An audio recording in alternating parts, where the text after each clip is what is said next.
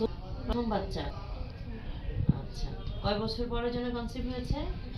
18 বছর। আলহামদুলিল্লাহ, আল্লাহ শেষ পর্যন্ত ভালো রাখুক। আপনারা কি আমার পেজ ফলো করেন? হ্যাঁ, ফেসবুক পেজ মনে ফলো করবেন বলতেছিল, তাই না? বাসা কোথায়? আচ্ছা আচ্ছা, ঠিক আছে। মাসিকের ডেটটাও মনে নাই, তাই তো? এমনিতে মাসিকও রেগুলার ছিল না। আচ্ছা, ঠিক আছে, দেখি কি অবস্থা। খুব সাবধানে থাকবেন, রেগুলার চেকআপে থাকবেন, ওষুধপত্রগুলো খাবেন। সব বাচ্চাই সব বাবা মার কাছে ইম্পর্টেন্ট, তাই না? প্রত্যেকটা প্রেগন্যান্সি ইম্পর্টেন্ট, বাট কারো কারো কাছে অনেক বেশি কাঙ্ক্ষিত, যেমন আপনার 18 বছর পরে আপনি কনসিভ করেছেন।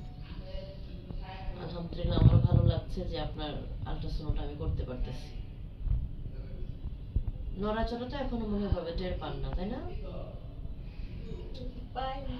হালকা একটু মনে হয় যে কিছু একটা মুভমেন্ট করতেছে।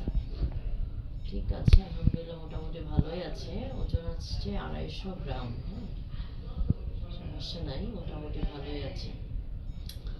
এই যে নড়তেছেও বাবু, হার্টবিট, এটা বাচ্চার হার্টবিট।